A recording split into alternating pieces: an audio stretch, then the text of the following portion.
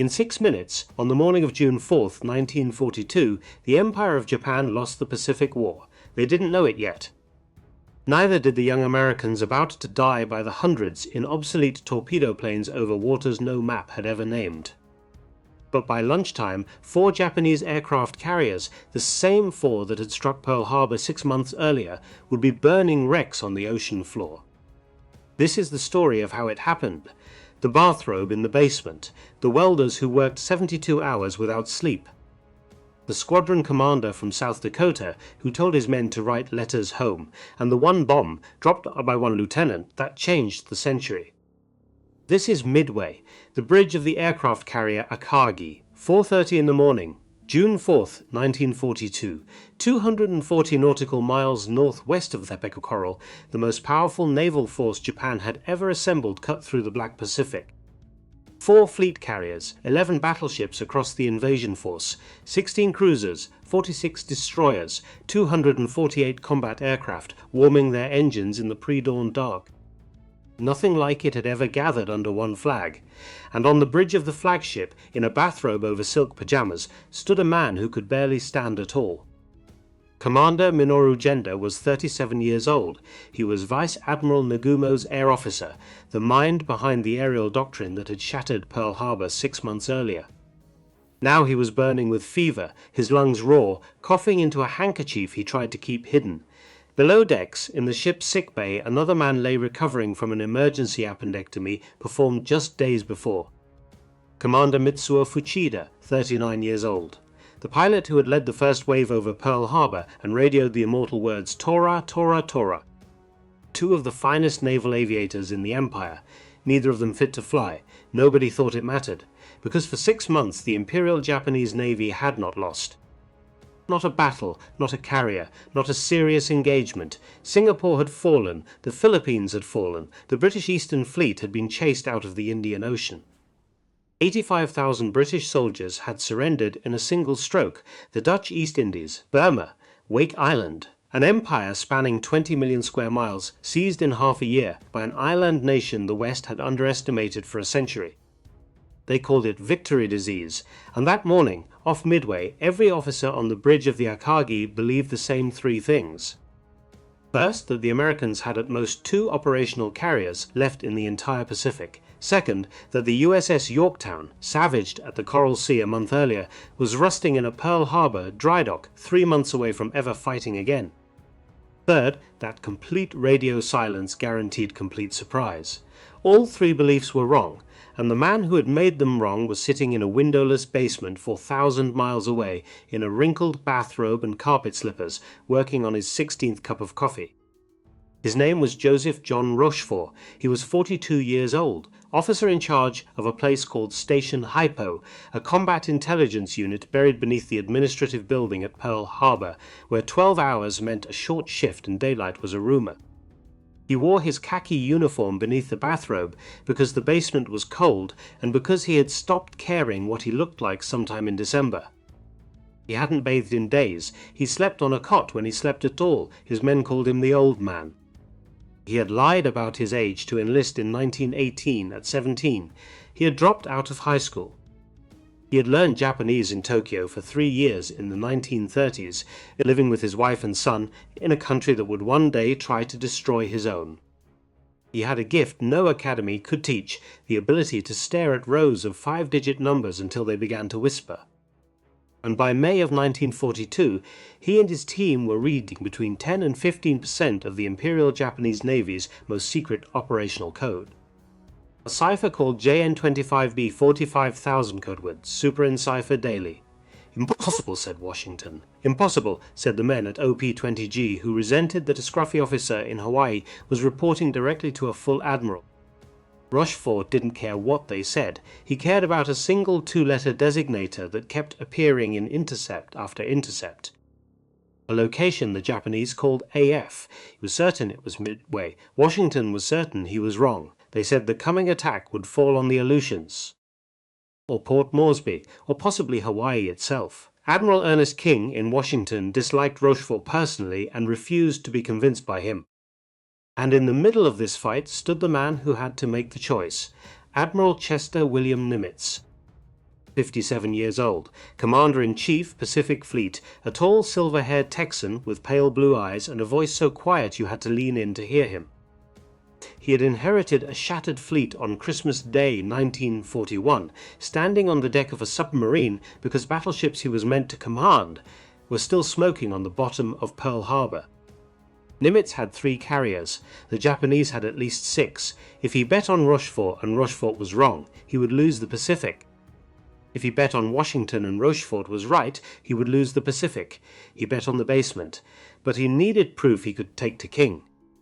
And so, in a small office above the code room, a lieutenant commander named Jasper Holmes, 42 years old, a former submariner grounded by chronic back pain, a pulp fiction writer in his spare time, proposed something a novelist would propose. A lie, broadcast in the clear, have Midway radio Pearl Harbor in plain English that their water distillation plant had broken down. Complain about the freshwater shortage. Do it openly, do it stupidly, and then wait. The message went out, and within 48 hours, Hypo's intercept operators picked up a Japanese transmission in JN-25 reporting that AF was running short of fresh water. AF was Midway. There was no longer any doubt. Nimitz had his answer. Now he needed his carriers, and here is where a story about codebreakers becomes a story about welders.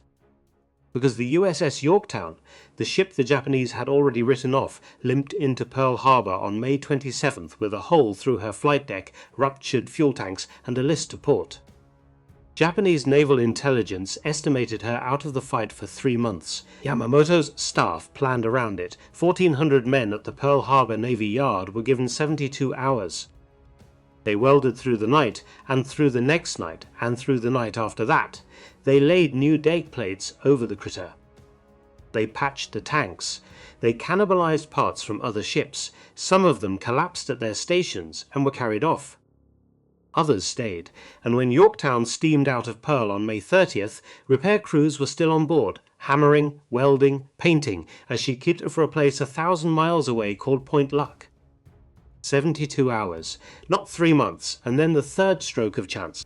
Vice Admiral William Halsey, Bull Halsey, the most aggressive carrier commander in the American Navy, the man everyone assumed would lead the fight, was rushed to a hospital bed with a case of psoriasis so severe he could not sleep, could not stand, could barely wear a uniform.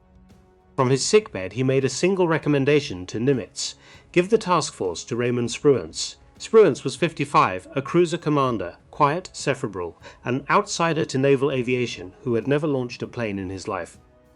Nobody in the pilot-ready rooms had heard of him. Nobody expected him to command the 2 most important carriers in the United States Navy in the most important battle of the Pacific War. He would prove to be the coldest, cleanest tactical mind the Americans put to sea, and so as June 3rd gave way to June 4th, the pieces sat on the board. Yamamoto, on the super battleship Yamato, 300 miles behind his carriers, silent, confident, already planning the occupation government of Midway. Nagumo, on the Akagi, with a fevered air officer beside him and a surgeon's patient below him. Fuchida, in a hospital bunk, listening to the engines.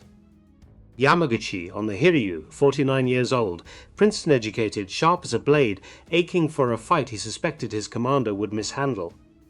And on the other side, Nimitz in his headquarters, Rochefort in his basement, Spruance on the bridge of the Enterprise.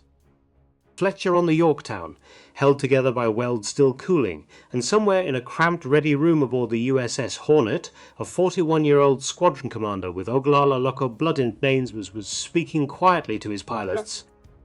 His name was John Charles Waldron.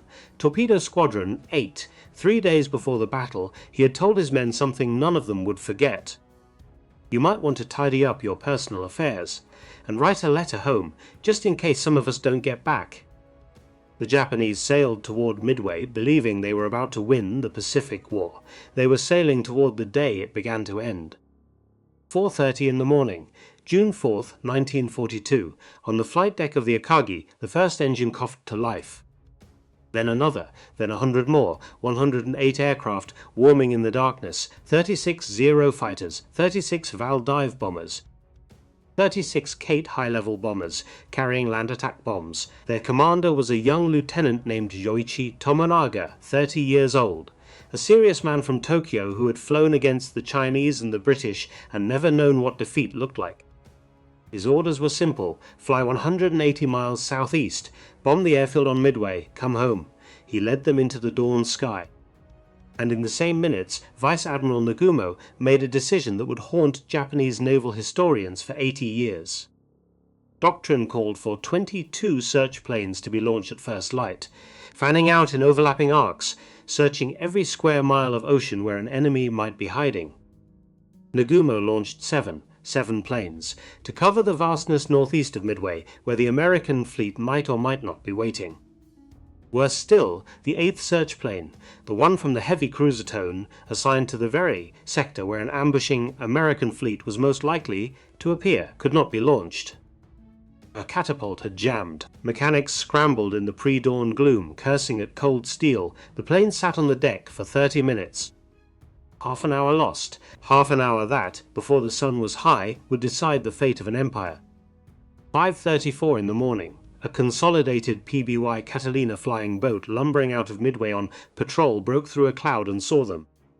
The pilot keyed his radio.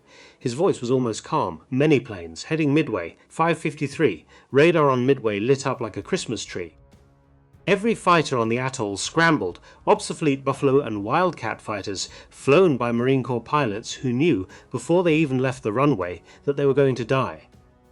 27 Marine fighters climbed, 15 were shot down, most of the pilots were killed, but Midway was not a soft target.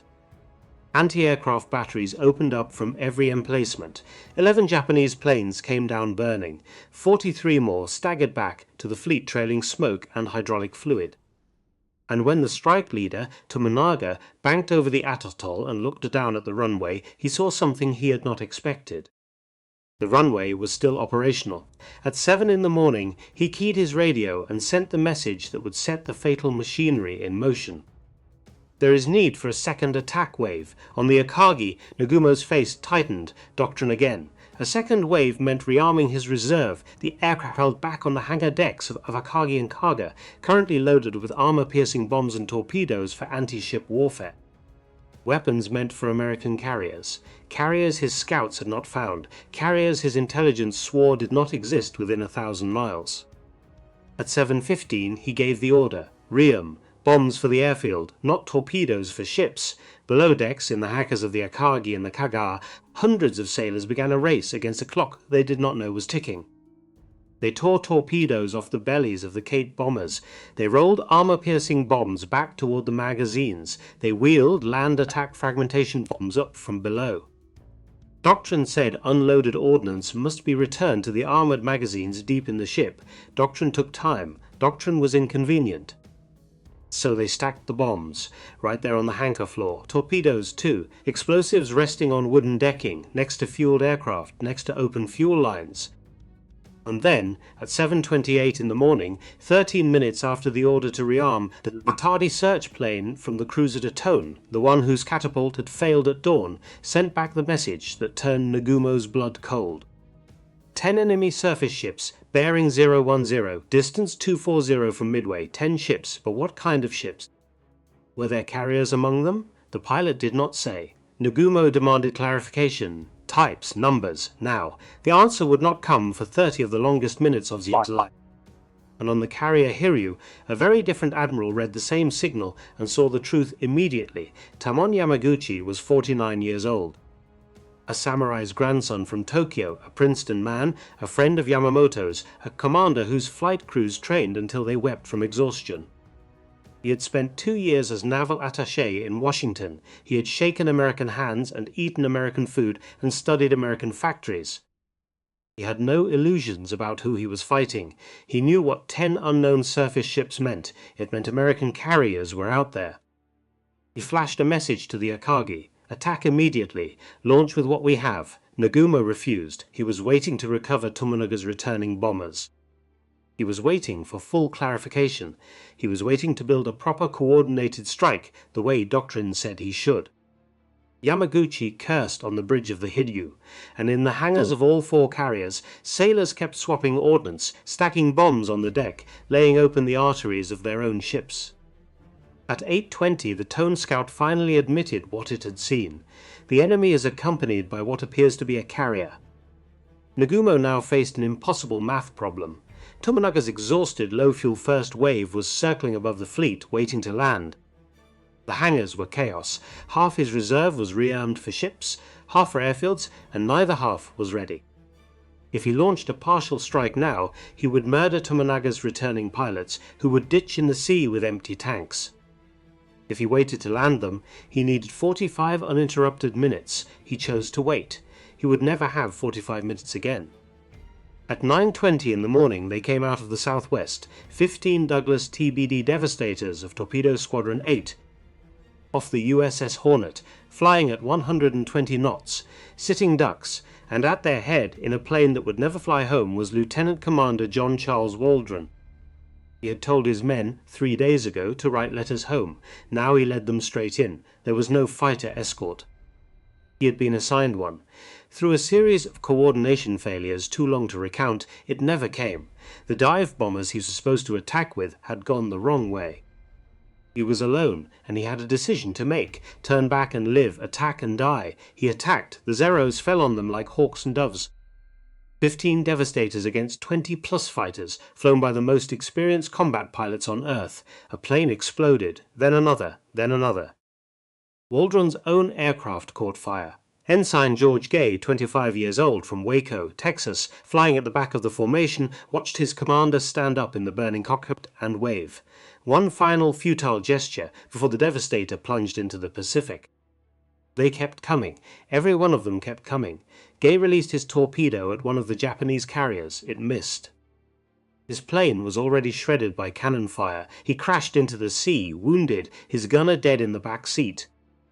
He crawled out under the surface as his aircraft sank, popped up in a slick of aviation gasoline, and pulled a black rubber seat cushion over his head to hide from the Zeros still hunting survivors. He would float there for 30 hours. He would watch the entire battle. 15 planes, 29 men dead, 1 survivor. Not a single torpedo hit. At 9:40, Torpedo Squadron 6 came in from the Enterprise, 14 Devastators, 10 shot down. No hits. Just after 10 in the morning, Torpedo Squadron 3 came in from the Yorktown, 12 Devastators, 10 shot down. No hits. 41 torpedo planes had attacked, 35 would never come home, and the Japanese carriers steamed on, untouched, unmarked, gloating. But something else was happening, something invisible from the water where George Gay was floating in oil and shame and disbelief. The Zeros, every single one of them, had been dragged down to sea level to slaughter the torpedo planes. They were low on fuel, low on ammunition. Their pilots were exhausted, adrenaline blown, scattered across 100 square miles of sky. The high altitudes above the Japanese fleet had gone completely, utterly empty, and 40 miles to southwest, running out of gas, a 40-year-old lieutenant commander who had never dropped a bomb from a dive bomber in combat was staring at his fuel gauge and making the decision that would end an empire. His name was Clarence Wade McCluskey, Air Group Commander USS Enterprise, 33 SBD Dauntless dive bombers cruising at 19,000 feet, searching an empty ocean.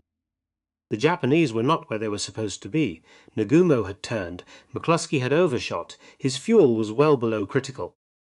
Every pilot behind him knew that some of them, at this point, would not make it home no matter what happened next. He could turn east and try to reach Enterprise. He could turn south and try to reach Midway, or he could keep hunting. At 9:55, in a break in the clouds, he saw it, a single Japanese ship, steaming northeast at flank speed. A wake like a white knife across the blue. It was the destroyer Arashi, left behind to depth-charge the American submarine Nautilus, which had been circling and stalking the Japanese fleet for hours. Nautilus had escaped. Arashi was racing to rejoin her carriers. McCluskey did not know any of that. He knew only that a lone destroyer at flank speed was going somewhere important. He banked his squadron and followed her wake. 10 minutes later, on the horizon, he saw the smoke of Japanese ships. He saw the flight decks. He saw the wakes carving evasive turns. He saw fighters low over the water, still hunting the last survivors of the torpedo squadrons. He saw the sky above the carriers wide open and undefended, and at almost exactly the same moment, coming in from the opposite direction, 17 more SBDs are bombing 3 off the Yorktown iron, led by Lieutenant Commander Max Leslie, were tipping over into their dives. The clock read 10:22. The Pacific War had 6 minutes left to be decided. 10:22 in the morning.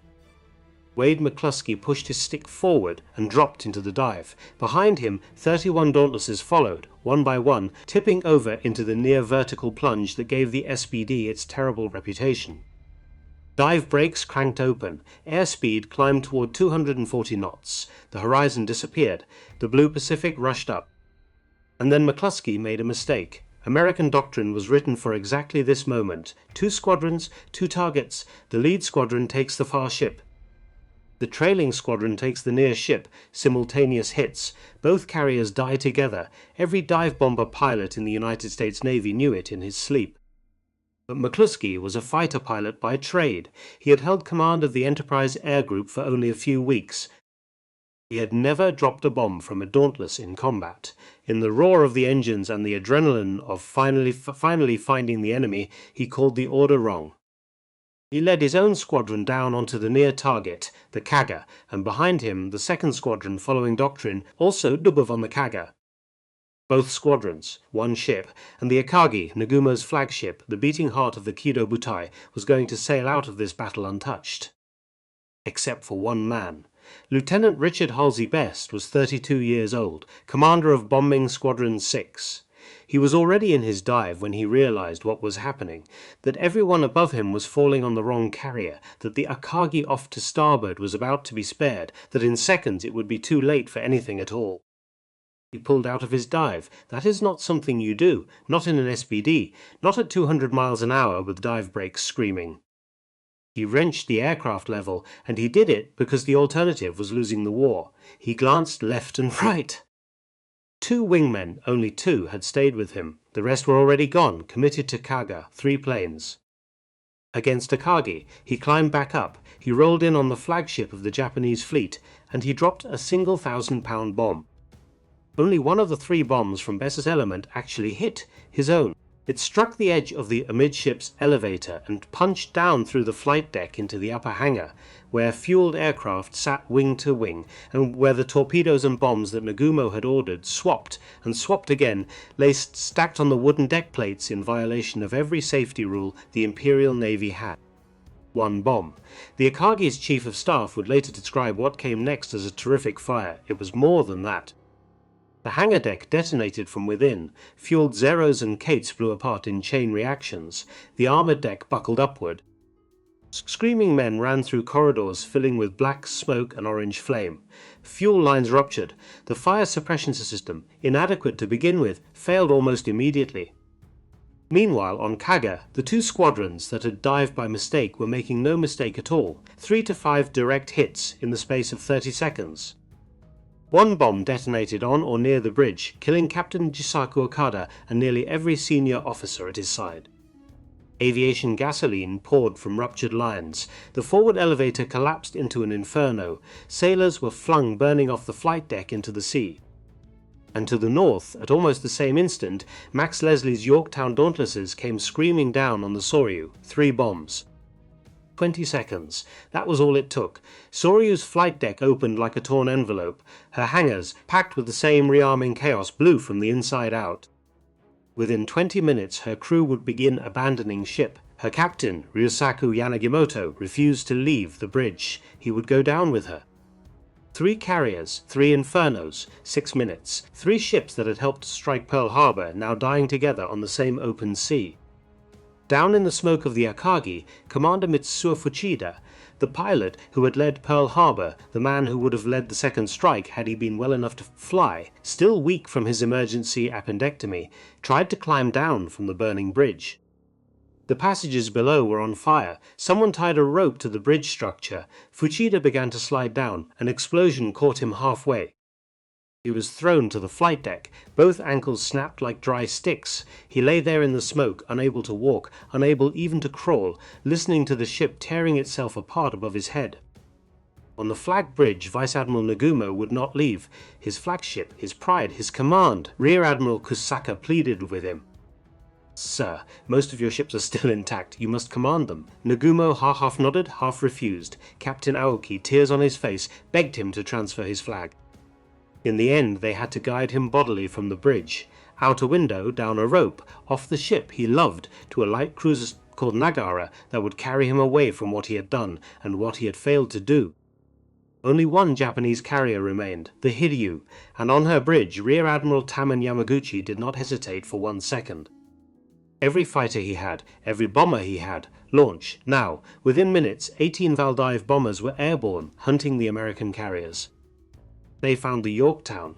3 bombs punched through her flight deck, killed men in the engine rooms, and left her drifting, listing, smoking on the open sea. Her crew put out the fires. They got her moving again, briefly, and then an hour later Yamaguchi's second wave came. Torpedo bombers this time. 2 fish into her port side. The Yorktown began to die, but Yamaguchi's ammunition was spent and his fighters were gone. At 5 in the afternoon, 24 Dauntlesses launched from the Enterprise. 10 of them, belonging to Yorktown's Bombing 3, orphaned when their own carrier was crippled, came out of the west sun and put 4 bombs into the Hiryu's flight deck. She burned through the night. By midnight, Yamaguchi knew. He gathered the 800 survivors on the flight deck near the bridge. He led them in 3 shouts of banzai toward Tokyo. The national anthem played on the ship's speakers, thin and lonely over the burning sea. Then he ordered every man off. He and Captain Tomoe Kaku turned to walk back to the bridge together. Someone below deck said they would rather die too. Yamaguchi refused. Live, he told them. Your empire will need you tomorrow. That's an order. He and Kaku stood on the wing of the bridge in the moonlight. Yamaguchi said, "Let us enjoy the beauty of the moon." Kaku agreed. "How bright it shines," he said. "It must be in its 21st day." 2 men, admiring the sky over the ocean where their empire was ending. Then a Japanese destroyer named Makigumo, under orders, put a torpedo into the Hiryu's bow and finished her. She sank 4 hours later. Yamamoto, 300 miles away on the super battleship Yamato, the most powerful surface warship on Earth, sat silent as the reports came in. Akagi, Kaga, Soryu, Hiryu, every carrier of the First Air Fleet, gone. At 11:55 that night, June 4th, he cancelled Operation MI. His operations officer, Commander Yasuji Watanabe, later remembered that Yamamoto retreated to his cabin and spoke to almost no one for hours. He knew, in a way that would not be said out loud in Japan for years, that his country had just lost the war. Not the battle, the war. Everything from Guadalcanal to Leyte Gulf to the mushroom clouds over Hiroshima and Nagasaki was set in motion by what happened in those 6 minutes off Midway. In the early afternoon of June 6th, the Japanese submarine I-168 found the wounded Yorktown being towed back toward Pearl. She put 2 torpedoes into the carrier and 1 into the destroyer USS Hamon alongside her. Hamon broke in half and sank in minutes. Yorktown held on through the night and rolled over at dawn on June 7th, taking most of the men who had died on her deck the day before down with her. 3 American pilots had been fished from the water alive by Japanese destroyers during the battle. Ensign Wesley Osmus of the Yorktown, Ensign Franco Flaherty and his gunner, Bruno Peter Guido of the Enterprise. They were interrogated, then they were tied to weighted kerosene cans and thrown alive into the Pacific to drown. The order was given aboard the destroyer Arashi by her captain, a different Watanabe, Yasumasa Watanabe. He would die on another ship in late 1943 before any war crimes tribunal could reach him. And Ensign George Gay of Waco, Texas, 25 years old, the sole survivor of Torpedo Squadron 8, floated in the oil slick under his rubber seat cushion for 30 hours. A PBY Catalina fifthly pulled him from the water on the morning of June 5th. He was burned. He was wounded. His squadron was dead. He had watched the entire battle unfold above him, the burning carriers, the falling planes, the death of an empire, and lived to tell it. The final ledger was brutal in both directions. Japan lost 4 fleet carriers, the heavy cruiser Mikuma, sunk on June 6th. 248 aircraft, 3,057 sailors and airmen dead, 110 of her most experienced naval aviators, pilots she could not replace, and never would. Japan produced only about 100 fully carrier-qualified aviators a year. By the middle of the war, the United States Navy was training aviators at more than 10 times that rate. America lost the Yorktown. The Hammond, 150 aircraft, 307 men, and in Washington, in a windowless office at OP-20G, a group of naval officers who had insisted the Japanese would attack the Aleutians read the news of Midway and began, quietly, methodically, to destroy the career of Joseph Rochefort. They blocked the Distinguished Service Medal that Nimitz had recommended for him. They engineered his removal from Station Hypo within months. They sent him to San Francisco to supervise the construction of a floating dry dock. He never worked in signals intelligence in the Pacific War again. He retired quietly as a captain in 1953. He died in 1976 in Torrance, California, still without the medal, still without official recognition of what he had done. His men never let it go. For 4 decades, the codebreakers of Station Hypo wrote letters, filed petitions, testified in obscure hearings. In 1986, 10 years after his death, President Ronald Reagan presented the Distinguished Service Medal to Rochefort's son and daughter at a ceremony in the White House.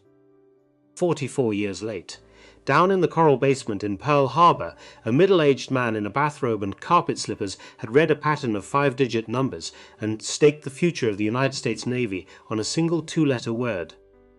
AF. Midway, he was right, and for being right he was punished. That is the part of Midway they don't put in the movies. The Japanese sailed north expecting an easy victory. They found instead a country that could rebuild a broken carrier in 72 hours, break their most secret cipher in a windowless room, put 3 crew carriers where none should have been, and absorb the sacrifice of nearly every torpedo pilot who took off that morning, knowing they would not come back, so that 33 dive bombers could arrive over the fleet in a blue sky no one was watching.